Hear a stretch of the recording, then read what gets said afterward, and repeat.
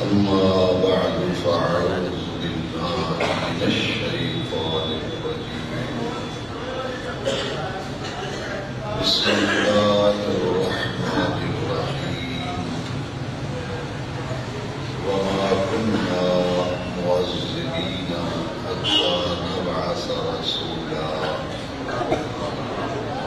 وقال تبارك وتعالى في القرآن المجيد في مقام آخر: الذي يراك حين تقوم وتقلبك في الساجدين. صدق الله مولانا العظيم. إن الله وملائكته يصلون على النبي يا أيها الذين آمنوا صلوا عليه وسلموا تسليما.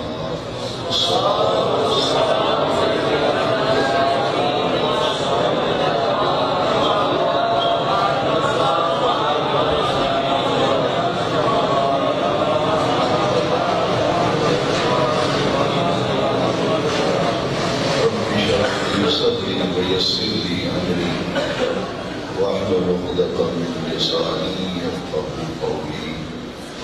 اللهم أرنا الحق حقا وارزقنا اتباعه. اللهم أرنا الباطل باطلا وارزقنا اجتنابه. آمين يا رب العالمين بجاه رحمة للعالمين. صلى الله على النبي الأمي وآله صلى الله عليه وسلم. صلاة وسلاما عليك يا رسول الله. انتہائی عزت و احترام اور ادب کے لائق علماء ذی وقار، برادران دین و ملت، ماہانہ درس قرآن و حدیث کی انتہائی برکت اور ایمان افروز نورانی و روحانی محفل میں ہم سب کو حاضری کا شرف حاصل ہو رہا ہے، اور یہ درس قرآن و حدیث ہمارے ربیع الاول شریف کے پرفیض اور نورانی مہینے میں منعقد ہو رہا ہے. اور آج درس قرآن و حدیث کے ساتھ ساتھ محفل میلاد شریف کا بھی گرامی قدر جناب حاجی محمد شریف صاحب چشتی زیادہ شرفوں نے محفل میلاد پاک کا بھی اہتمام فرمایا. اللہ رب العزت درس قرآن و حدیث اور محفل میلاد پاک کی برکتوں سے ہم سب حاضرین کو فیض یاب فرمائے. آج مجھے موقع دیا گیا ہے نبی کریم صلی اللہ علیہ وسلم کے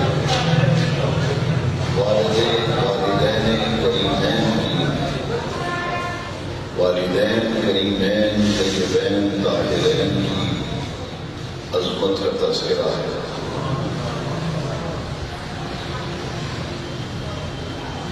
وہ لوگ کتنے عظیم ہوں گے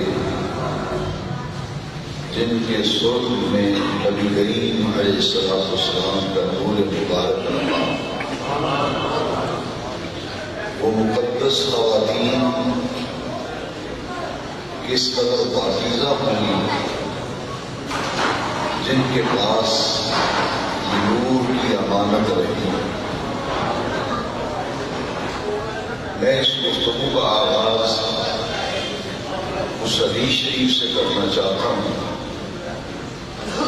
تاکہ حضور سید عالم علیہ السلام کے والد ماجد حضرت سیدنا عبداللہ رضی اللہ تعالیٰ عنہ سے لے کر حضرت آدم علیہ السلام تک نبی کریم علیہ السلام کے تمام سلسلہ آباء و اجداد ان کے حوالے سے جو آئمہ اسلام کا عقیدہ ہے وہ میں آپ فرمانے کی سعادت حاصل کریں اور حضرت سیدہ آمنہ رضی اللہ تعالی عنہا کی ذات اقدس سے لے کر حضرت حوا تک امہات کا جو مبارک سلسلہ ہے اس کا تذکرہ بھی ساتھ ساتھ ہو جائے کہ نہ صرف حضور کے والدین کریمین طیبین طاہرین پاکیزہ کردار کے حامل تھے بلکہ آپ کے پورے سلسلہ آباء و اجداد اور پورے سلسلہ امہات میں سب لوگ ہی بڑے ہی مقدس، بڑے ہی پاکیزہ اور بڑے ہی شفاف کردار کے حامل تھے۔ حضرت سیدنا عبداللہ رضی اللہ تعالیٰ عنہ حضور کے والد ماجد اور حضور کی وہ عظیم والدہ ماجدہ حضرت سیدہ آمنہ رضی اللہ تعالیٰ عنہ جن پر پوری کائنات کے باپ اور ماں قربان کریں، ان کی عظمت پر ان دونوں ہستیوں کے پاس وہ نور بطور امانت رہا تھا۔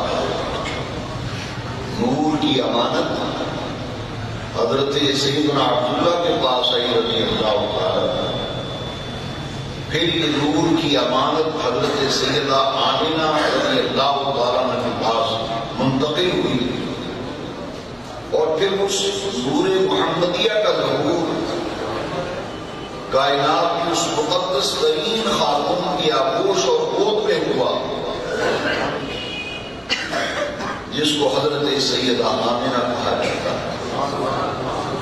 اسی ماہ ربیع الاول شریف کی وہ سبحانی ساعتیں اور نورانی گھڑیاں ربیع الاول شریف کی صبح و سعادت کے وقت آقا کریم علیہ السلام کی اس نور کا ظہور ہوا جو نور ساری کائنات سے پہلے اللہ تعالیٰ نے تخلیق فرمایا۔ مجھے جب یہ موضوع دیا گیا تو میرا ذہن فوراً اس طرح منتقل ہوا کہ حضور سید عالم علیہ السلام کے والدین کی عزت و عظمت کا تذکرہ وہ تو یقیناً ہوگا ہی، لیکن وہ مبارک آباء و اجداد، وہ مبارک امہات جن کے پاس نور کی امانت رہی، ان کی زندگیاں کس قدر تقدس معاب ہوں۔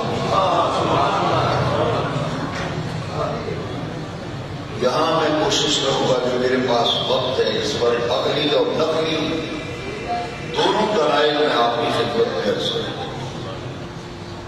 اپنے ذہن کو اس قدر میری طرف متوجہ کیجیے، پوری بات کو سمجھنے کے لیے میں ایک عقلی دلیل پیش کروں گا، اس کے بعد میں احادیث مبارکہ اور قرآنی آیات جو ہیں وہ آپ کی خدمت میں پیش کروں گا۔ وہ لوگ جو نبی کریم علیہ السلام کے والدین کریمین کے حوالے سے معاذ اللہ ثم معاذ اللہ یہ کہتے ہیں کہ وہ جہنم میں ہیں معاذ اللہ، میں ان سے یہ کہوں گا کہ آپ اگر ایک پاؤ دودھ لینے کے لیے جائیں، ایک پاؤ دودھ لینے کے لیے جائیں کسی ناپاک اور پلید اور گندے برتن میں، آپ وہ دودھ جس کو ہماری عورتیں کہتی ہیں دودھ اللہ کا نور ہے، اس نور کو جسے ہماری مائیں اور بہنیں دودھ کو نور سے تشریح دیتی ہیں، اگر دودھ گر جائے تو بڑے افسردہ ہوتی ہیں کہ یہ تو اللہ کا نور ہے آپ نے گرا دیا۔ تو کسی گندے ناپاک اور غلیظ اور پلید برتن میں آپ دودھ لانے کے لیے تیار نہیں، تو وہ نور ازلی جس کی خاطر اللہ نے ساری کائنات کو پیدا کیا، عقل کے ہم دو اس نور کو کسی نجس اور ناپاک اور پلید وجود میں اللہ نے کہتے کیسے لگا؟ یہ نور تو بطور امانت رہا تھا۔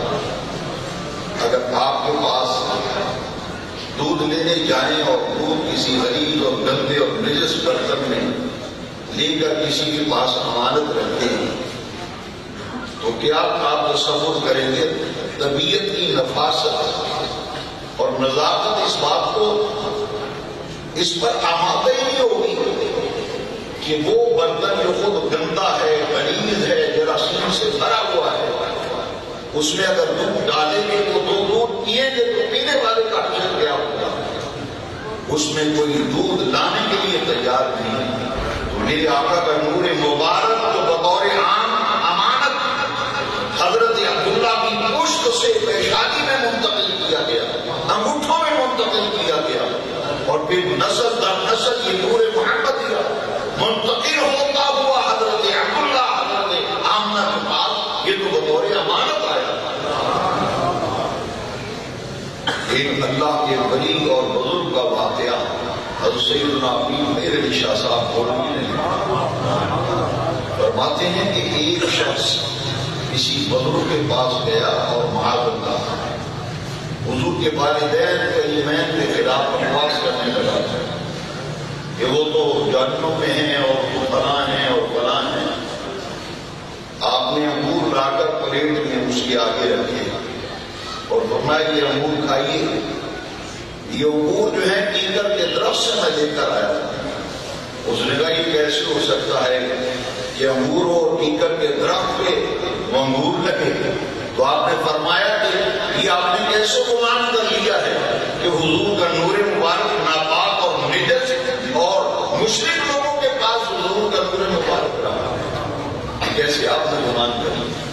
جیسے کیکر پر انگور وہاں سے اتارنا ناممکن ہے، اسی طرح ناممکن ہے کہ میرے آقا کا نور مبارک اسی نجس اور ناپاک وجود اور جسم کے اندر رہا.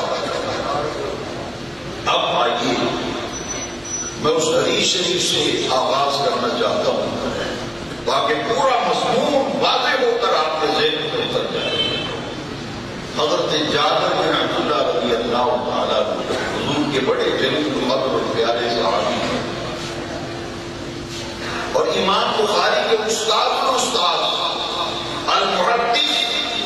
عبد الرزاق نے اپنی کتاب مصنف عبد الرزاق میں حدیث جابر کو نقل کیا ہے.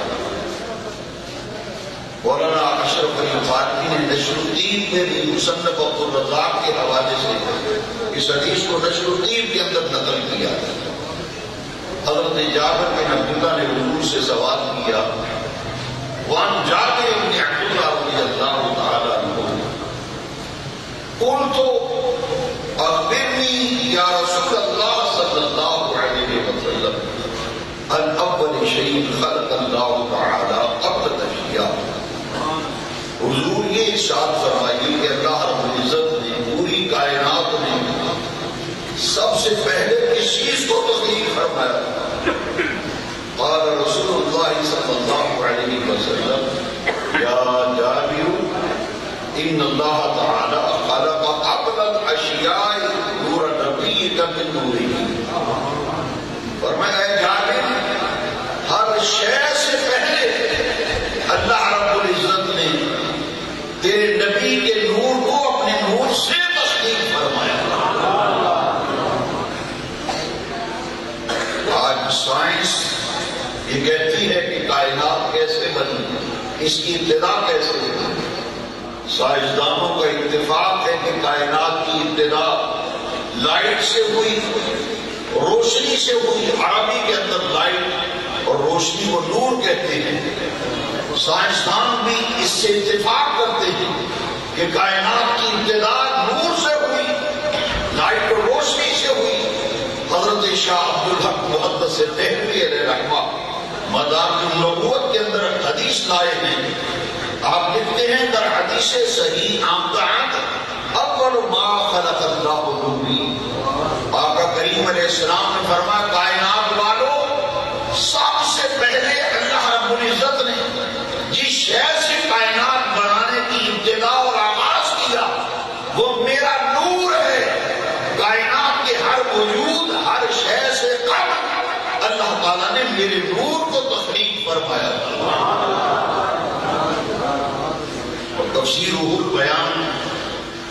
امام اسماعیل حقی نے اس میں یہ روایت نقل کی کہ وہ نور جو ساری کائنات سے پہلے تخلیق کیا گیا وہ اللہ رب العزت نے حضرت آدم علیہ السلام کی پشت میں رکھا.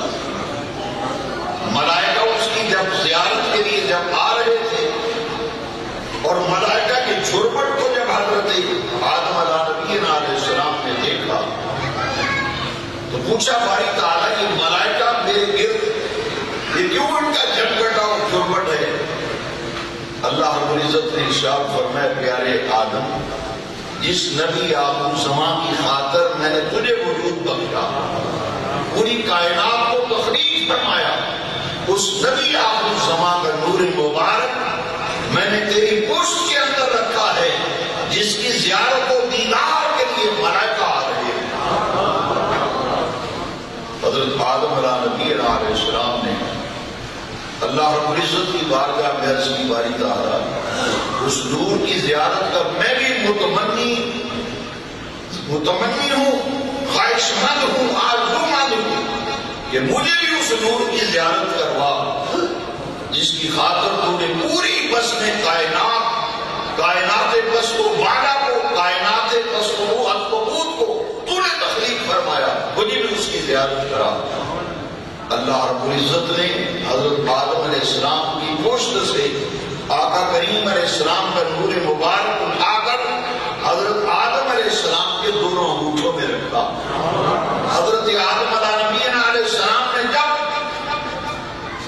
اپنے آقا کریم حضور ختمی مرتبت صلی اللہ علیہ وسلم کے نور مبارک کی زیارت کی تو فرد محبت سے دونوں انگوٹھوں کو چوم کر اپنی آنکھوں پہ مس کر دیا. سیرت حلبیہ میں دیکھیے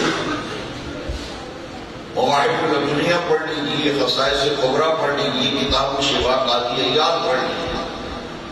یہ نور مبارک حضرت آدم سے حضرت شیش علیہ السلام کے پاس آیا وہاں یہ نور منتقل ہوتا ہوا حضرت ابراہیم کے پاس حضرت اسماعیل کے پاس علیہ السلام اور پھر نسلاً بعد نسلاً منتقل ہوتا ہوا حضرت سیدنا عبداللہ رضی اللہ عنہ کے پاس یہ نور کی بات کہ پورا مرحلہ جو ہے مفسرین کرام نے اس پر بڑی پیاری رائے دی کہ سورہ شعراء کے اندر آیت نمبر 218 اور 219 میں اللہ رب العزت نے اس مرحلے کا ذکر کیا کہ مفسرین کی جمہور کی رائے ہے کہ یہ اس مرحلے کا ذکر ہے کہ جب نبی کریم علیہ السلام کا نور مبارک ان مقدس ہستیوں میں منتقل ہو رہا تھا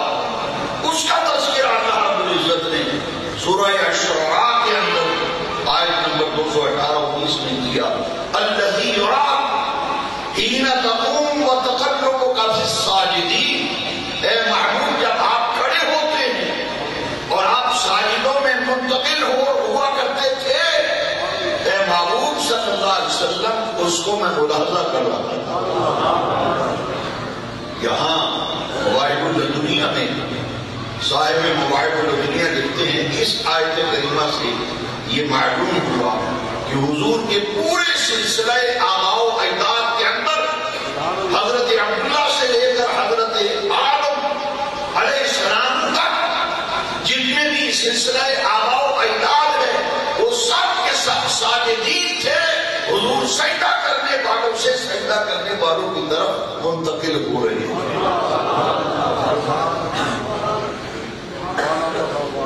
وَتَقَلُّبَكَ فِي السَّاجِدِينَ. سجدہ کرنے والوں سے سجدہ کرنے والوں میں منتقل ہو رہے. ان میں کوئی مشرک نہیں تھا کوئی بت پرست نہیں تھا. اور میرے آقا کریم علیہ السلام نے فرمایا علامہ حلبی نے بھی لکھا طبقات ابن سعد میں لکھے حضور فرمایا میرے باپ سے لے کر آدم علیہ السلام تک میرے پورے سلسلہ آباء و اجداد میں کسی نے کبھی حرام کاری کے قریب تک بھی کوئی نہیں گیا.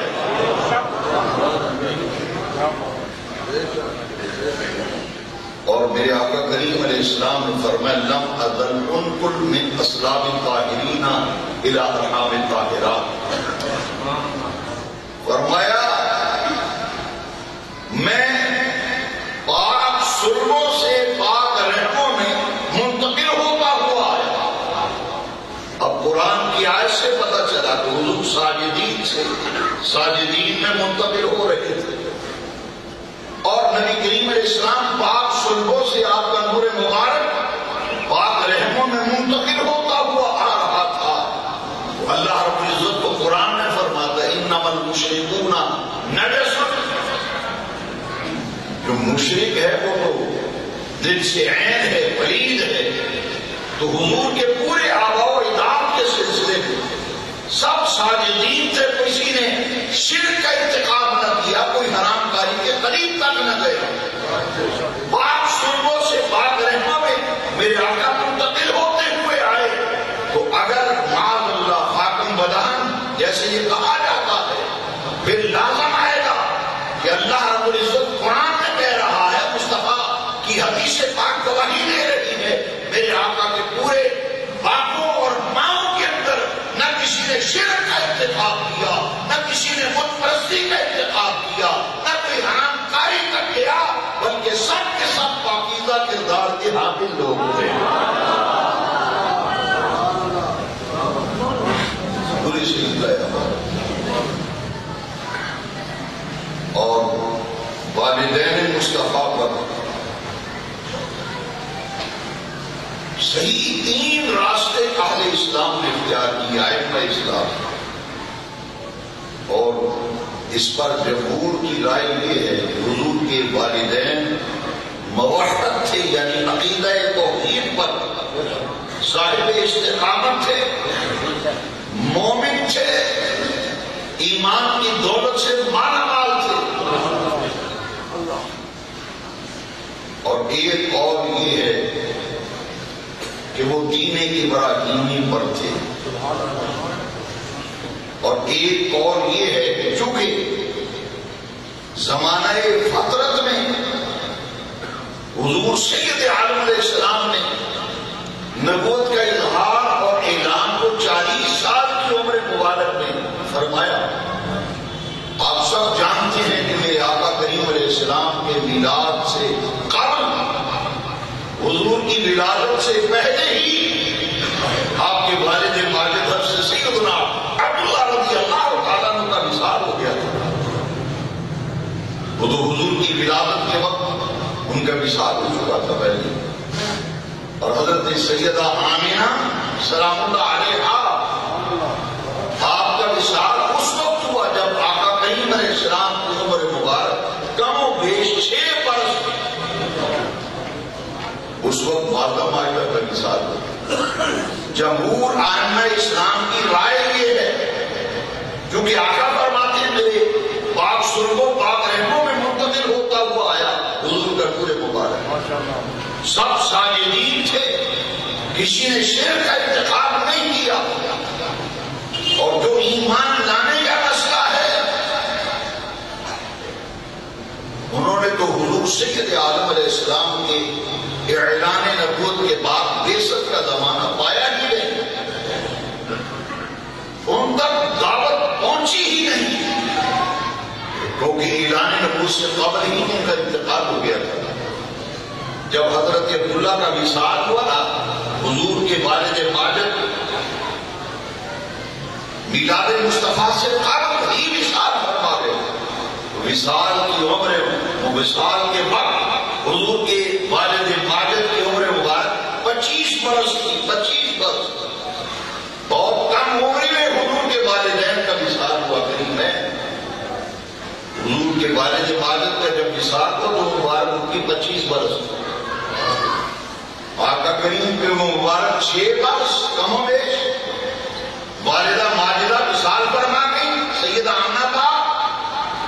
اب یہاں یہ بات قابل غور ہے کہ سیدہ آمنہ پاک کا وصال ہوا ہے 20 سال کی عمر مبارک، حضور کے والد ماجد کی عمر 25 برس جب دنیا سے رخصت ہوئی، حضور کی والدہ ماجدہ کی عمر مبارک صرف 20 برس تھی جب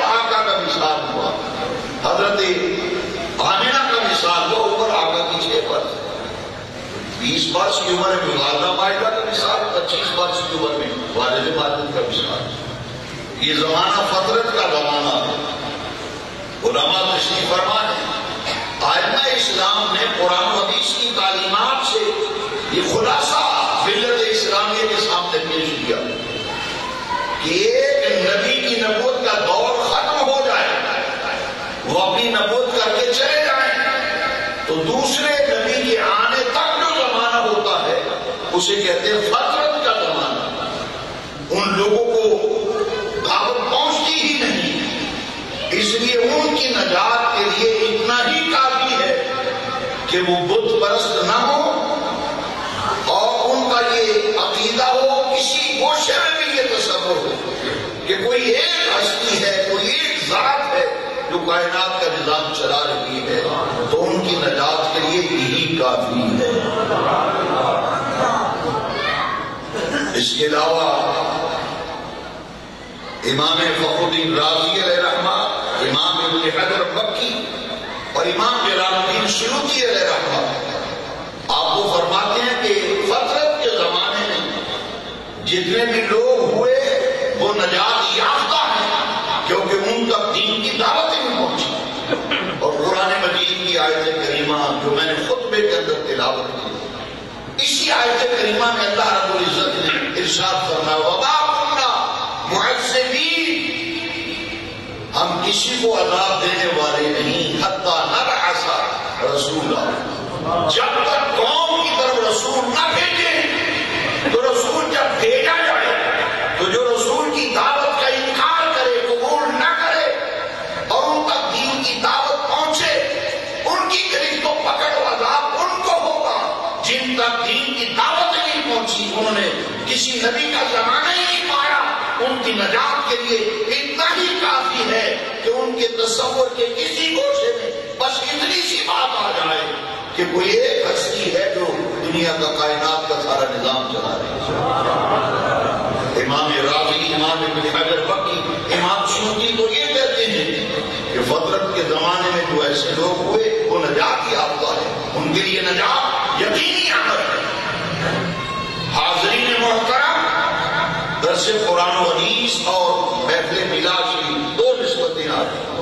میں آپ سے توجہ چاہتی ہوں عرض کروں گا کہ ایک نبی جب نبوت کر کے چلے گئے تو دوسرے نبی کے آنے تک کا جو زمانہ ہے درمیان والا، اسے فطرت کا زمانہ کہتے ہیں. اور میرے آقا کریم علیہ السلام کے جلوہ گری اور آپ کی نبوت کے اظہار و اعلان اور حضرت عیسیٰ علیہ السلام کے زندہ آسمانوں پر اٹھائے جانے سے لے کر جو درمیان والا عرصہ ہے، اس کو کم و بیش 600 سال کا زمانہ تھا. کم و بیش 600 سال کا زمانہ جس میں کوئی نبی اور رسول نہیں آئے. یہ فطرت کا زمانہ ہے. اور حضور کے والد ماجد، حضور کی والدہ ماجدہ، انہوں نے فطرت کا زمانہ پایا. میرے آقا کریم نے ان کے سامنے نبوت پیش نہیں کی، اس لیے وہ اسلام لانے کے مکلف نہیں ہے شرعی اصطلاح کے اندر. اب اگلی بات جو ائمہ اسلام نے لکھی کہ حضرت عیسیٰ علیہ السلام جس قوم کی طرف مبعوث ہوئے تھے وہ بنی اسرائیل قوم ہے، وہ بنی اسرائیل کے نبی تھے. اور علماء نے تقسیم میں دو جماعتوں کا ذکر کیا، ایک اہل عرب، ایک اہل عرب اور ایک اہل عجم. حضرت سیدنا عیسیٰ علیہ السلام یہ بنی اسرائیل کی طرف آئے تھے، ان کے ذمے اہل عرب کو تبلیغ اور دعوت ان کے ذمے تھی ہی نہیں، اس لیے انہوں نے صرف بنی اسرائیل قوم تک دین کی دعوت پہنچائی. اور عرب جو ہے یہ حضرت عیسیٰ علیہ السلام کی امت دعوت میں شامل نہیں، اس لیے یہ فطرت کا زمانہ حضور کے والدین نے پایا. اس لیے یہ اسلام لانے کے مکلف نہیں. باقی حضور کے والدین کریمین دیکھیے ذرا، حضور کے میلاد سے پہلے ہی والد ماجد کا سایہ اٹھ گیا، نیس رخصت ہو گئے. مولانا اشرف علی تھانوی نے اپنی کتاب مفادات یومیہ میں اور نشر الدین کے صفحہ نمبر 15 پر لکھا ہے. ذرا غور کی، میرے آقا کریم جب اپنی والدہ مائدہ کے شکل میں اقدس و اقار میں، یہ نور کی امانت حضرت آمنہ کے شکل میں اقدس میں موجود تھی. گاندھی صاحب نے بھی لکھا، امام فخر الدین رازی نے لکھا، اور دیگر ائمہ کرام نے سیرت حنفیہ میں بھی ہے، بدائع النبوت میں، ما ثبت من السنہ میں فرماتی ہیں حضور کی اماں جان سیدہ آمنہ پاک فرماتی ہیں مجھے غیب سے ندائیں آتی تھی، انکے حملت بسید العالمین، اے آمنہ تجھے مبارک ہو، تیرے شکل میں اظہار میں جو امانت ہے اللہ رب العزت نے اسے تمام جہانوں کا سردار بنایا.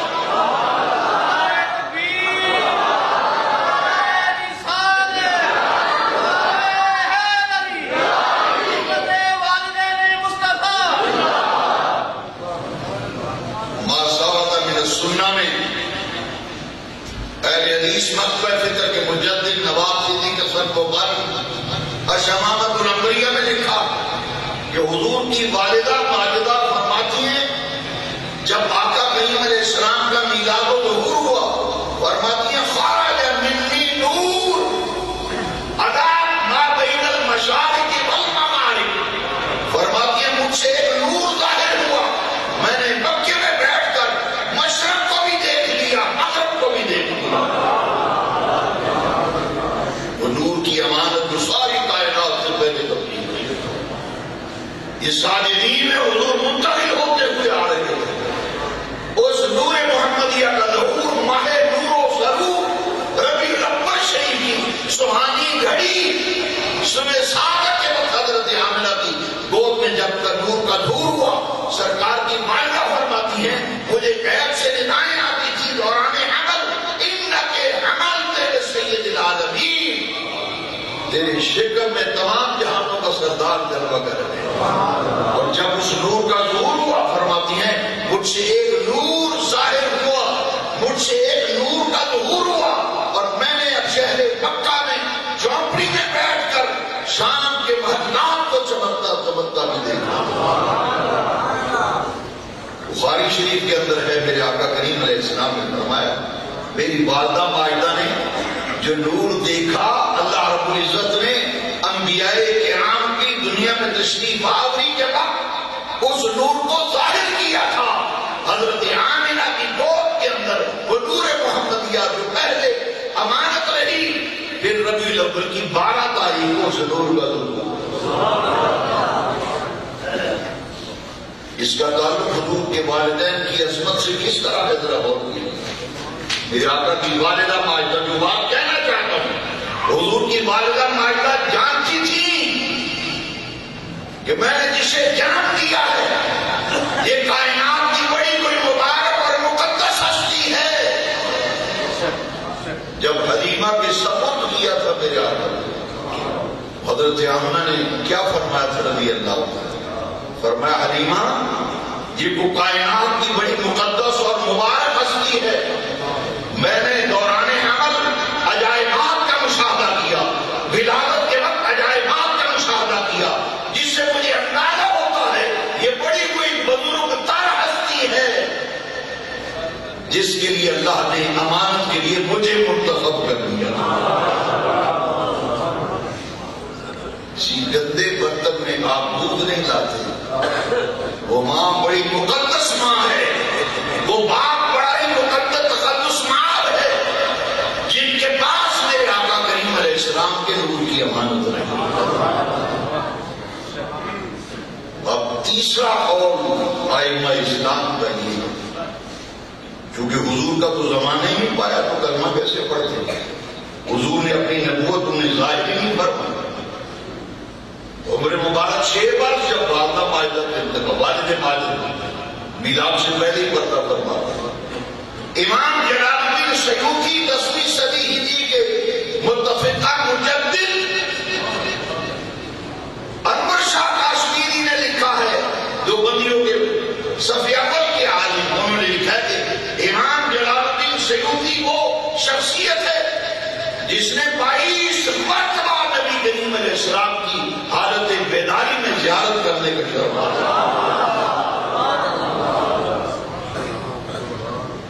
اہل حدیث اور دیوبند مکاتب فکر کے علماء نے وقت نہیں ہے، ورنہ میں ان تمام حوالہ جات کی تفسیر اگر کوئی دیکھنا چاہے تو میں 24 گھنٹے حاضر ہوں۔ سب نے یہ لکھا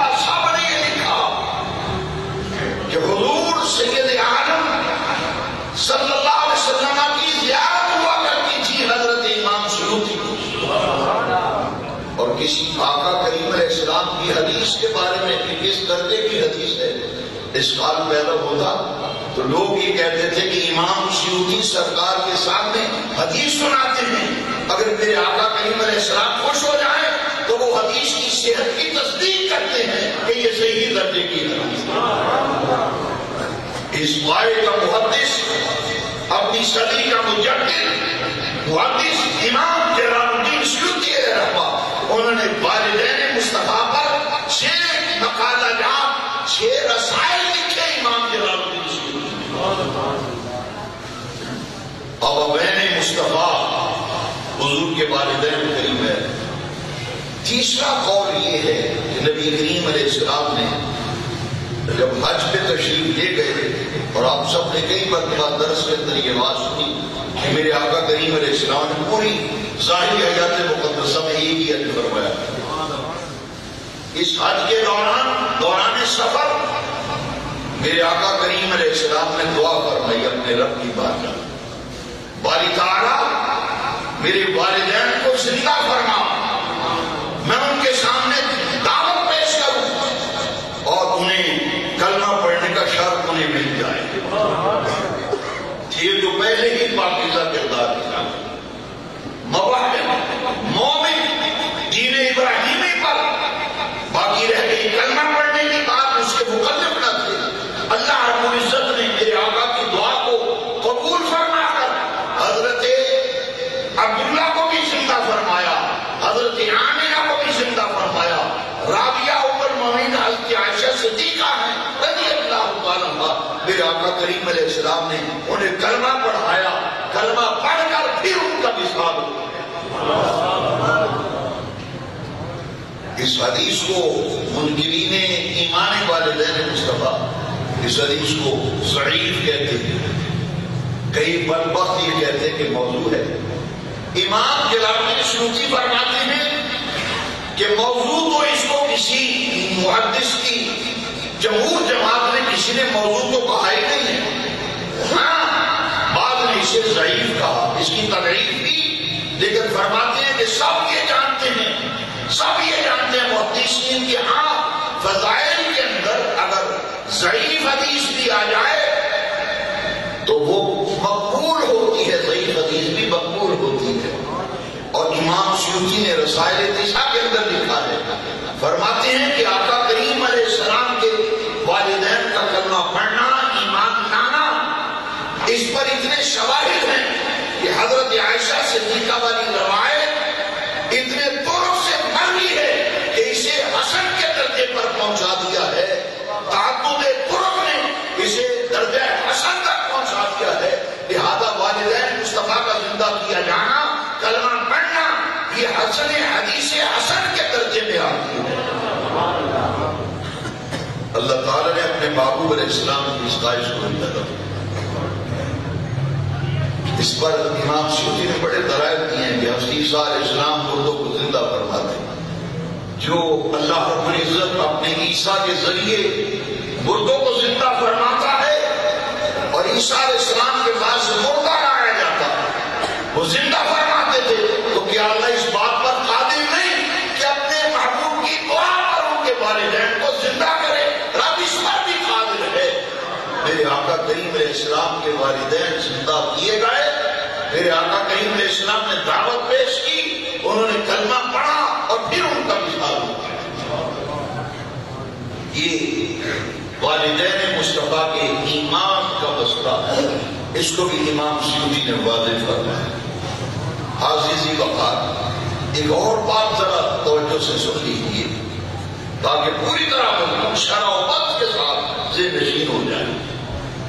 ابن جوزی نے لکھا، دیگر محدثین نے لکھا، میرے آقا کریم علیہ السلام کے جس اطہر کی لطافتوں کا کیا کہنا۔ میرے آقا کا یہ قمیص مبارک، ابا مبارک اگر آقا اتار کر کسی جگہ پہ رکھتے تو صحابہ کہتے ہیں اللہ کی عزت کی قسم ہم نے آقا کریم علیہ السلام کے جسم اطہر پر ساری زندگی کبھی مٹھی کو بیٹھے ہوئے نہیں دیکھا.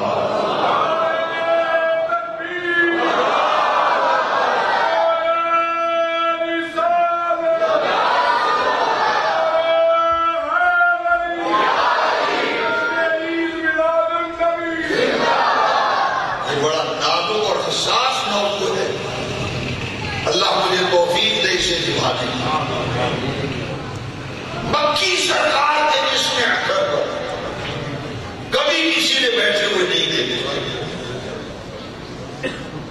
لباس مبارک اتار کر رکھا ہے, اتار کر جسم اطہر سے جلا ہوا ہے, وہاں بھی مکی نہیں بیٹھے.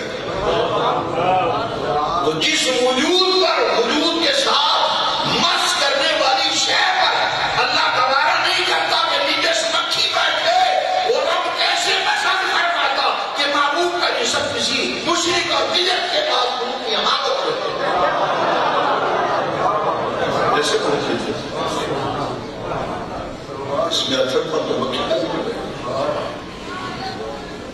کلمہ پڑھ کے یہ کہیں کہ معاذ حضور کے ماں باپ جنمی ہیں اور تمہیں سعادت ملی ہے, اپنے مقدر پہ ناز کیا کرو. اللہ رب العزت نے قرآن میں فرمایا ان الذین یعصون اللہ ورسولہ لعنہم اللہ فی الدنیا والآخرہ. جس نے اللہ اس کے رسول کو اذیت دی, جانتے ہو جب تم آقا کے والدین پر انگشتے گندگی اٹھاتے ہو تو یاد رکھو میرے مصطفیٰ کریم کو قبل خضرا میں اذیت ہو.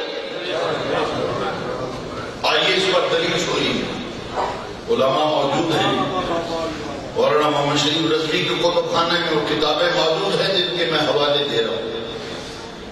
صحیح بخاری کے اندر ہے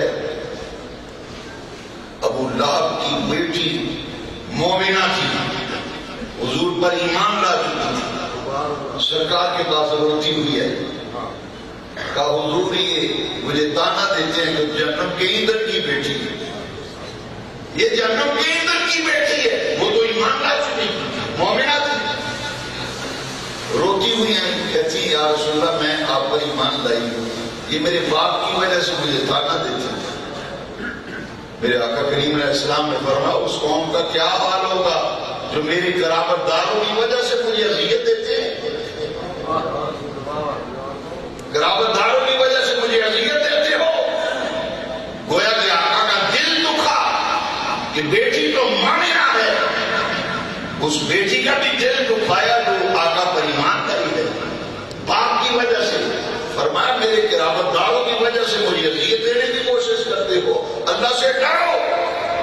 عرش والے رب نے قرآن میں فرمایا ان الذین یؤذون اللہ ورسولہ لعنہم اللہ فی الدنیا والآخرہ. کون نہیں جانتا کہ ابو لہب جہنمی ہے, قرآن میں اس کی مذمت آئی ابو لہب کی, مگر میرے آقا نے فرمایا رشتہ قرابت کی وجہ سے کسی میرے غلام کو بھی دکھ نہ دیا کرو, دکھ نہ دیا.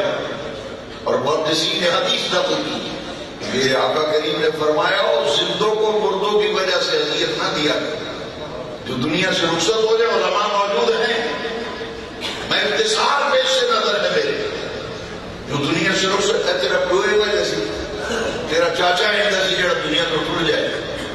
ہمارے دین نے ہمیں سکھایا جو دنیا سے چلے جائیں ان کی برائی کر کے ان کے زندہ لوگوں کا دل نہ دکھاؤ, ان کا دل نہ دکھاؤ. تو جو میرے آقا کے والدین, تمہیں ضرورت کیا ہے مصطفیٰ کے والدین پر بات کرو, کیا یہ مسئلہ ہے؟ یہ ضروریات دین میں ہے کہ حضور کے والدین کو برا بنا دو.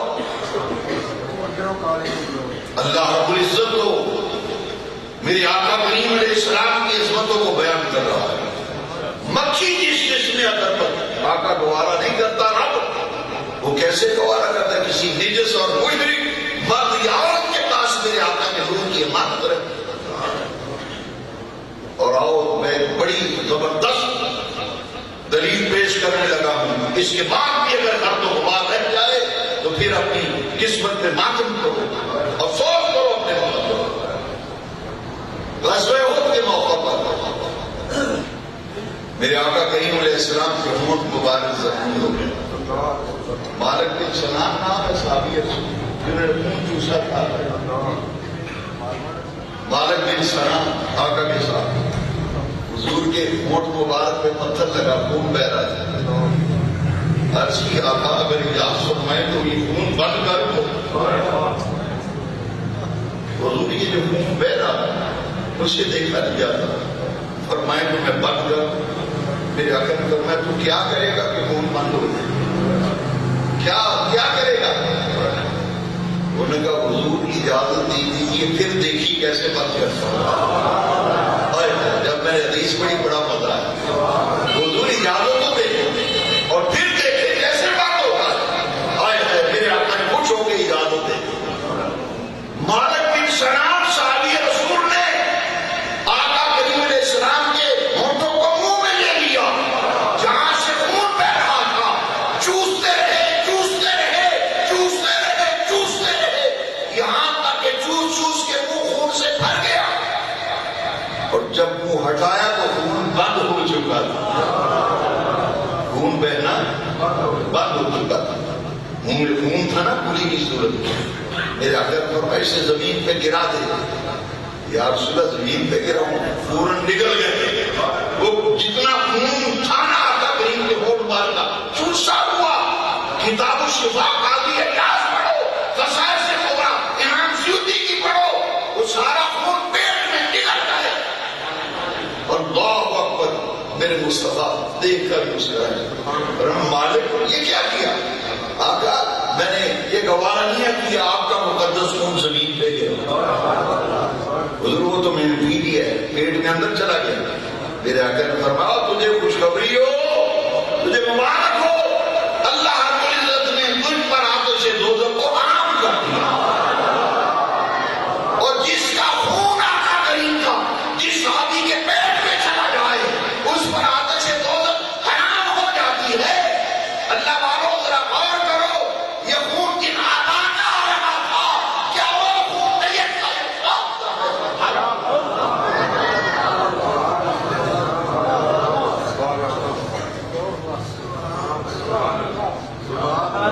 علماء تشریف فرما ہے، حضرت انس حضور کے صحابی انس، ان کے پاس ایک دسترخوان تھا،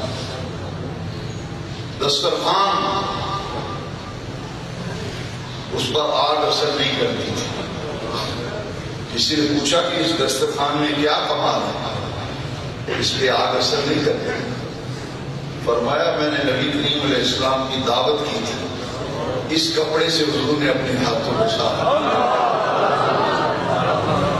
اور جس کپڑے سے آقا اپنے دست اقدس ان کو بس ہو جائے آقا کے دست پاک سے، ید اللہ کے ہاتھ، جب وہ میلا ہوتا اسے آگ میں ڈالتے وہ بالکل کیسے ڈرائی کلین ہو جاتا وہ دسترخوان جس کو میرے مصطفیٰ نے چھوا تھا، اور جس دسترخوان کو میرے مصطفیٰ چھوئے اس پر آگ اثر انداز نہیں ہوتی، اور جن کے شکم میں جن کے سلب میں میرے مصطفیٰ کا نور رہا، ارے ان پر آگ کیسے؟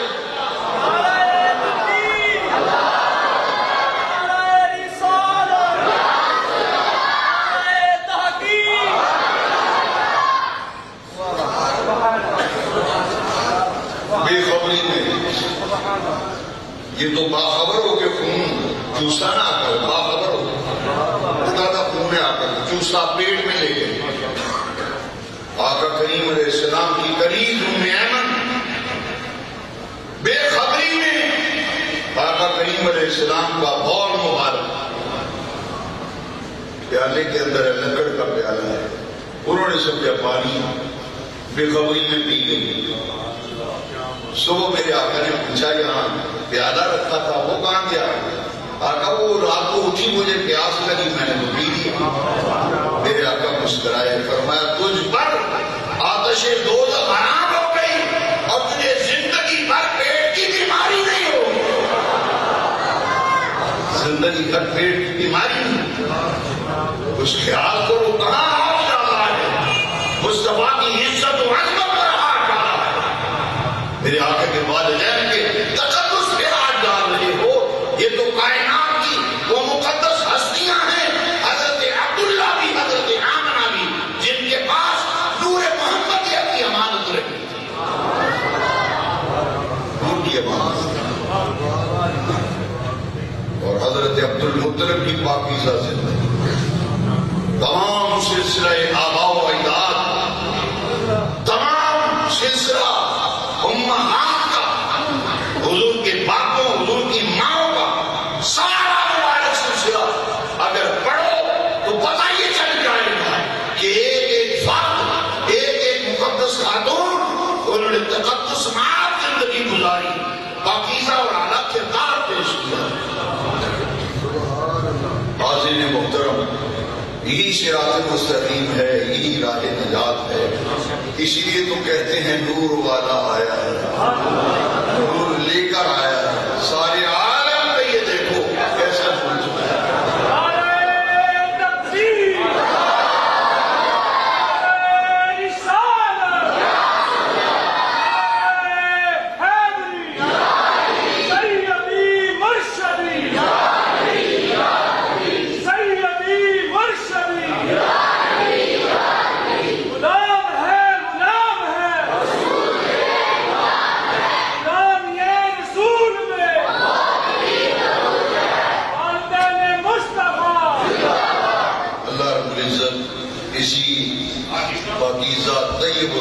مسلک و عقیدے پر زندہ رہے، دعا کیا کرو، دعا کیا کرو، ربیع الاول کا مہینہ ہے، دعا کرو نسلوں میں بھی کوئی بے ایمان نہ ہو، کوئی بد مذہب و بد عقیدہ، میلاد کی گھڑیوں میں دعا کیا کرو ہماری نسلوں میں بھی کوئی بد مذہب و بد عقیدہ نہ ہو، آقا کے قرآن ہی آتے رہیے ہماری وما علینا۔ غالباً 10 بھائی تھے یا 11 بھائی تھے، یہ بھی رہنمائی فرمائیے گا۔ میرا خیال ہے کہ آپ میرا سوال سمجھ گئے ہوں گے، میری زبان نہیں اجازت دیتی کہ میں اپنے سوال کو بھی کلیئر کرنے کے لیے وہ لفظ استعمال تو سمجھ گئے ہوں جو بات وہ کہنا چاہتے ہیں کہ نور کی امانت آقا کریم علیہ السلام کے والد ماجد کے جو بھائی تھے، یہ نور کی امانت ان کے پاس نہیں تھی، یہ تو حضرت عبداللہ کے پاس تھی، سمجھے؟ اس جیسے کہ وہ نور کی امانت جن مقدس رجال کے سلب کے اندر رہی، ان کے بھائیوں کے پاس تو نور کی امانت نہیں تھی، وہ والد گرامی سے، حضرت عبدالمطلب سے وہ نور کی امانت ڈائریکٹ اور براہ راست حضرت عبداللہ کے سلب کی تھی۔ اسی طرح وہ مقدس آباد جتنے بھی حضرت آدم علیہ السلام تک ہیں، ان تک نور کی امانت اولاد میں سے صرف اس کے پاس ملی جو موحد تھا، جو جس کو اللہ نے پاکیزہ کردار ادا کیا تھا، جو موحد تھا، نور کی امانت انہیں کے پاس نہیں تھی۔